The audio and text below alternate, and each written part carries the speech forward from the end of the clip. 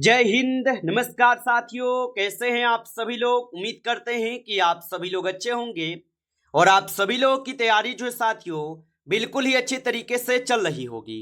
तो साथियों, आज के इस क्लास में हम सभी लोग जो है बीएसएससी कार्यालय परिचारी भर्ती 2026 के एग्जाम के लिए जो है टॉप ऐसे इंपोर्टेड और चुनिंदे प्रश्नों को देखेंगे जो कि साथियों आपके बीएसएससी कार्यालय परिचारी के एग्जाम के लिए जो है काफी ही इंपोर्टेंट है। तो आप इस क्लास को बिल्कुल अच्छी तरीके से लास्ट तक देखिएगा और इस क्लास में दिए जाने वाले इन सभी क्वेश्चनों को आप अच्छी तरीके से जरूर याद कर लीजिएगा। जबकि साथियों यदि हम एग्जाम डेट की बात करें तो साथियों आपके बीएसएससी का जो एग्जाम है ये साथियों आपके जुलाई के आपके लास्ट वीक हो या आपके अगस्त में साथियों आप लोग का जो एग्जाम है स्टार्ट हो जाएंगे।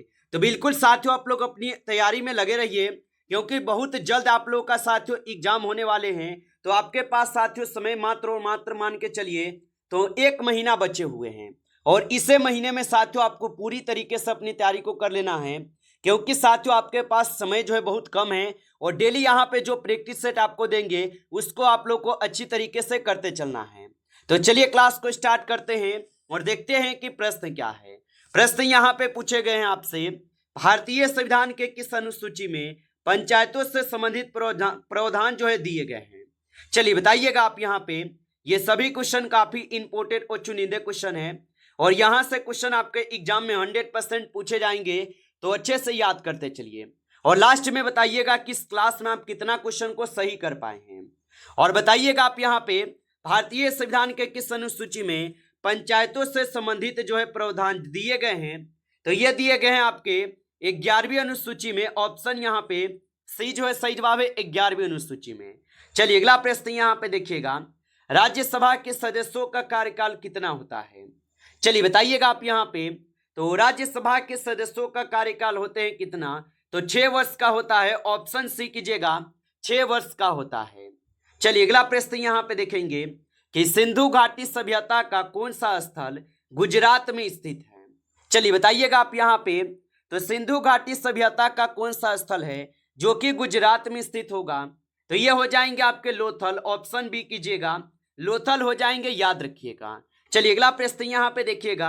प्रश्न आपसे पूछे गए हैं, निम्नलिखित में से कौन सा संविधान संशोधन पंचायती राज से संबंधित है। चलिए बताइएगा आप यहाँ पे कि निम्नलिखित में से कौन सा संविधान संशोधन पंचायती राज से संबंधित है। तो यहाँ पे इस क्वेश्चन का आप सही जवाब ऑप्शन सी कीजिएगा 73वां संविधान संशोधन हो जाएंगे। ऑप्शन सी सही जवाब है। चलिए अगला प्रश्न यहाँ पे देखेंगे और यहाँ पे प्रश्न पूछा है आपसे, जनगणना भारत में किसके अधीन जो है कराई जाती है। चलिए बताइएगा आप यहाँ पे। तो जनगणना भारत में किसके अधीन कराई जाती है। तो जनगणना जो ये भारत में किसके अधीन कराई जाती है, तो यहाँ पे 5 क्वेश्चन का आप सही जवाब जो है ऑप्शन यहाँ पे ए करेंगे, गृह मंत्रालय के द्वारा। ऑप्शन ए यहाँ पे सही जवाब है। चलिए अगला प्रश्न यहाँ पे देखिएगा और यहाँ पे प्रश्न आपसे पूछे गए हैं। 6 नंबर क्वेश्चन आपसे क्या पूछा है कि प्रथम गोलमेज सम्मेलन जो है ये कब आयोजित हुआ। चलिए बताइएगा आप यहाँ पे। तो प्रथम गोलमेज सम्मेलन कब जो है ये आयोजित हुआ, तो प्रथम गोलमेज सम्मेलन होता है 1930 में। ऑप्शन यहाँ पे जो है 20 क्वेश्चन का सही जवाब होगा 1930 में होता है। आप अच्छे से इनको याद रखेंगे। चलिए अगला प्रश्न यहाँ पे देखेंगे, भारतीय संविधान का कौन सा भाग मौलिक अधिकारों से संबंधित है। चलिए बताइएगा आप यहाँ पे। और साथियों आप अभी तक इस क्लास को लाइक नहीं किए हैं तो क्लास को एक बार आप लाइक कर लेंगे। नए हैं आप इस चैनल पे तो चैनल को सब्सक्राइब करके ऑल नोटिफिकेशन को भी ऑल पे दबा के जुड़ जाइए, जिससे कि जब भी कोई नई क्लास हो सबसे पहले क्लास का नोटिफिकेशन आपके पास पहुंच सके। तो चैनल को सब्सक्राइब जो है जरूर कीजिएगा और बताइएगा कि भारतीय संविधान का कौन सा भाग मौलिक अधिकारों से संबंधित है। तो यहाँ पे आप सही जवाब ऑप्शन यहाँ पे भाग 3 करेंगे। ऑप्शन यहाँ पे बी सही जवाब होगा। चलिए अगला प्रश्न यहाँ पे देखेंगे कि रक्त का जो लाल रंग है यह किसके कारण होता है। तो रक्त का लाल रंग किसके कारण होता है, तो रक्त का लाल रंग होते हैं आपके हीमोग्लोबिन के कारण। ऑप्शन यहाँ पे बी जो सही जवाब है हीमोग्लोबिन के कारण। चलिए अगला प्रश्न यहाँ पे है, भारतीय संविधान का कौन सा अनुच्छेद संवैधानिक उपचारों के अधिकार से संबंधित है। तो भारतीय संविधान का कौन सा अनुच्छेद संवैधानिक उपचारों के अधिकार से संबंधित है। तो यहाँ पे हो जाएंगे अनुच्छेद 32। ऑप्शन यहाँ पे सी कीजिएगा, अनुच्छेद 32 है। चलिए अगला प्रश्न यहाँ पे देखिएगा, और यहाँ पे प्रश्न पूछे गए भारतीय रिजर्व बैंक की स्थापना जो है ये कब हुई थी। तो याद रखेंगे कि भारतीय रिजर्व बैंक की जो स्थापना होती है, इनकी स्थापना कब हुई। तो भारतीय रिजर्व बैंक की जो स्थापना होती है, इनकी स्थापना 1935 में होता है। ऑप्शन ए यहाँ पे सही जवाब होगा 1935 में। चलिए अगला प्रश्न यहाँ पे देखेंगे, और यहाँ पे प्रश्न है अनुच्छेद 370 किस राज्य या केंद्र शासित प्रदेश से संबंधित था। चलिए बताइएगा आप यहाँ पे। तो अनुच्छेद 370 किस राज्य या केंद्र शासित प्रदेश से संबंधित था। तो याद रखेंगे यहाँ पे हो जाएंगे जम्मू कश्मीर। ऑप्शन यहाँ पे बी सही जवाब है, जम्मू कश्मीर होगा। चलिए अगला प्रश्न यहाँ पे देखेंगे, और यहाँ पे प्रश्न पूछे गए कि काकोरी कांड किस वर्ष जो है हुआ था। तो काकोरी कांड किस वर्ष हुआ था। तो काकोरी कांड होता है 1925 में। ऑप्शन यहाँ पे बी जो सही जवाब है, 1925 में काकोरी कांड होता है। चलिए अगला प्रश्न यहाँ पे देखेंगे, और यहाँ पे प्रश्न पूछे गए हैं आपसे। क्या प्रश्न है कि भारत का सबसे ऊंचा जलप्रपात कौन सा है। तो भारत का सबसे ऊंचा जलप्रपात जो है कुंचिकल जलप्रपात होगा। ऑप्शन सी कीजिएगा, कुंचिकल जलप्रपात है। चलिए अगला प्रश्न यहाँ पे देखेंगे, जीएसटी लागू होने की तिथि जो है क्या है। तो जीएसटी लागू होने की जो तिथि है ये हो जाएंगे आपके 1 जुलाई 2017। ऑप्शन यहाँ पे आप लोग का जो है 20 सही जवाब है, 1 जुलाई 2017 हो जाएगा। चलिए अगला प्रश्न यहाँ पे देखेंगे, और यहाँ पे प्रश्न पूछे गए कि सत्याग्रह शब्द का प्रयोग सबसे पहले किसने किया है। तो सत्याग्रह शब्द का प्रयोग सबसे पहले किसने किया।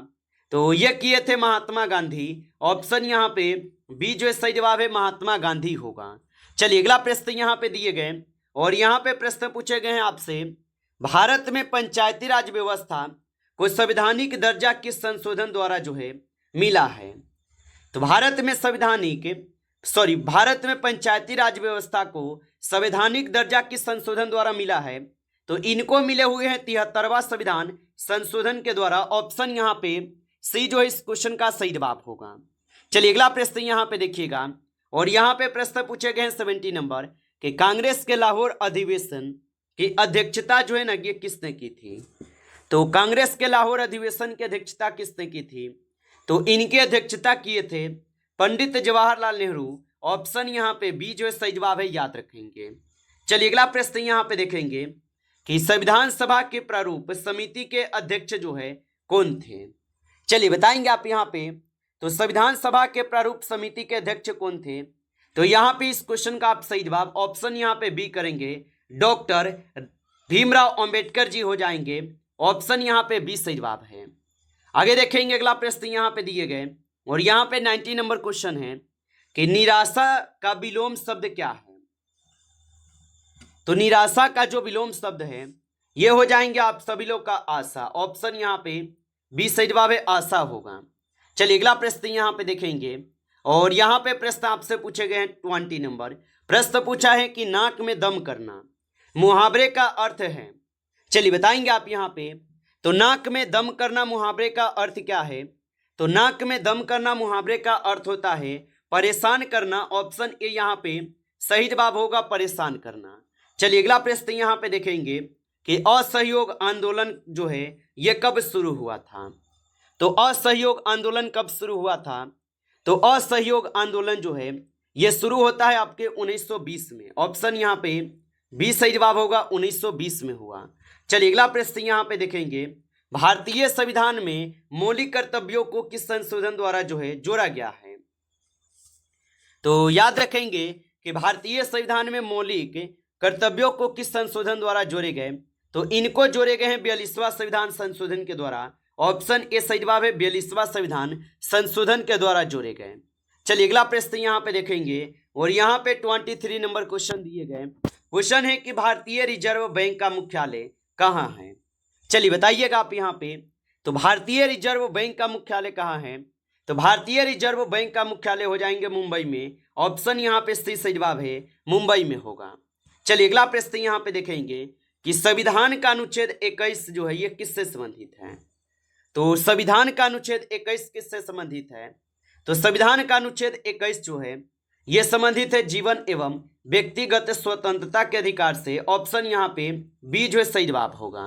चलिए अगला प्रश्न यहाँ पे देखेंगे और यहाँ पे 25 क्वेश्चन है। भारत छोड़ो आंदोलन का नारा जो है किसने दिया था? तो भारत छोड़ो आंदोलन का नारा किसने दिया था? तो भारत छोड़ो आंदोलन का जो नारा दिए गए, ये नारा दिए गए थे महात्मा गांधी जी के द्वारा। ऑप्शन ए यहाँ पे इस क्वेश्चन का सही जवाब है, महात्मा गांधी जी के द्वारा दिए गए। आगे देखेंगे अगला प्रश्न यहाँ पे है कि भारत छोड़ो आंदोलन के समय इंग्लैंड के प्रधानमंत्री कौन थे? तो भारत छोड़ो आंदोलन के समय इंग्लैंड का जो प्रधानमंत्री थे उस समय कौन थे? तो विंस्टन चर्चिल थे। ऑप्शन यहाँ पे आप लोग का जो है ए बिल्कुल ही सही जवाब दिए गए, विंस्टन चर्चिल हो जाएगा। चलिए अगला प्रश्न यहाँ पे देखेंगे, जीएसटी परिषद का अध्यक्ष जो है ना ये कौन होता है? तो जीएसटी परिषद का अध्यक्ष कौन होता है? तो जीएसटी परिषद का अध्यक्ष होते हैं आपके कौन? तो ये होते हैं वित्त मंत्री। ऑप्शन यहाँ पे बी सही जवाब है, वित्त मंत्री होते हैं। चलिए अगला प्रश्न यहाँ पे देखेंगे और यहाँ पे 29 क्वेश्चन है। मानव शरीर में इंसुलिन का स्राव किस अंग से होता है? तो मानव शरीर में इंसुलिन का स्राव किस अंग से होता है? तो ये होते हैं आपके कहाँ से? तो ये आपके अग्नाशय से होते हैं। ऑप्शन यहाँ पे बी सही जवाब है, अग्नाशय से। चलिए अगला प्रश्न यहाँ पे देखेंगे, भारत की सबसे लंबी नहर जो है कौन सी है? तो भारत की सबसे लंबी नहर कौन सी है? तो इंदिरा गांधी नहर जो भारत की सबसे लंबी नहर है। ऑप्शन ए यहाँ पे सही जवाब है, इंदिरा गांधी नहर होगा। चलिए अगला प्रश्न यहाँ पे दिए गए और यहाँ पे प्रश्न आपसे पूछे गए हैं कि करो या मरो का नारा किस आंदोलन से संबंधित है? तो करो या मरो का नारा किस आंदोलन से संबंधित है? तो करो या मरो का जो नारा है ये संबंधित हो जाएंगे आपके भारत छोड़ो आंदोलन से। ऑप्शन यहाँ पे बी जो सही जवाब है, भारत छोड़ो आंदोलन से होगा। चलिए अगला प्रश्न यहाँ पे देखेंगे और यहाँ पे 31 क्वेश्चन है। क्वेश्चन पूछा है कि भारत में 73वां संविधान संशोधन किससे संबंधित है? तो भारत में 73वां संविधान संशोधन किससे संबंधित है? तो ये संबंधित हो जाएंगे किससे? तो ये संबंधित हो जाएंगे पंचायती राज से। ऑप्शन यहाँ पे बी सही जवाब है, पंचायती राज से होगा। चलिए अगला प्रश्न यहाँ पे देखेंगे और यहाँ पे 32 क्वेश्चन दिए गए।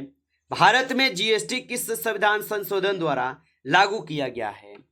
तो भारत में जीएसटी किस संविधान संशोधन द्वारा लागू किए गए? तो ये लागू किए गए 100वां संविधान संशोधन 101वां संविधान संशोधन के द्वारा। ऑप्शन सी से जवाब है, 101वां संविधान संशोधन के द्वारा। अगला प्रश्न यहाँ पे है कि पूर्ण स्वराज दिवस पहली बार कब मनाया गया? तो पूर्ण स्वराज दिवस पहली बार कब मनाए गए? तो पूर्ण स्वराज दिवस मनाए गए थे 26 जनवरी 1930 को। ऑप्शन ए यहाँ पे सही जवाब है, 26 जनवरी 1930 को। चलिए अगला प्रश्न यहाँ पे देखेंगे, भारतीय राष्ट्रीय कांग्रेस के प्रथम मुस्लिम अध्यक्ष कौन थे? तो भारतीय राष्ट्रीय कांग्रेस के प्रथम मुस्लिम अध्यक्ष जो है बदरुद्दीन तैयब जी है। ऑप्शन ए यहाँ पे सही जवाब है, याद रखेंगे। चलिए अगला प्रश्न यहाँ पे देखेंगे और यहाँ पे प्रश्न है कि राष्ट्रीय आय का आंकलन भारत में कौन करता है? तो राष्ट्रीय आय का आंकलन भारत में कौन करता है? तो भारत में करते हैं राष्ट्रीय सांख्यिकी कार्यालय। ऑप्शन यहाँ पे सी जो है सही जवाब है, राष्ट्रीय सांख्यिकी कार्यालय होगा। नमस्कार साथियों, इस क्लास में जो है टॉप 35 क्वेश्चन थे जो काफ़ी इंपॉर्टेंट क्वेश्चन थे। साथियों यदि आपको क्लास अच्छा लगा हो तो क्लास को लाइक करेंगे। नए जुड़े हैं आप इस चैनल पे तो चैनल को भी सब्सक्राइब करके ऑल नोटिफिकेशन को ऑल पे दबा के जुड़ जाइए, जिससे कि जब भी कोई नई क्लास हो सबसे पहले क्लास का नोटिफिकेशन जो है आपके पास पहुंच सके। तो आप इस चैनल को सब्सक्राइब कर लीजिएगा। चलिए फिर मिलते हैं आपसे नेक्स्ट टॉपिक के साथ नेक्स्ट क्लास में। तब तक के लिए जय हिंद, जय भारत।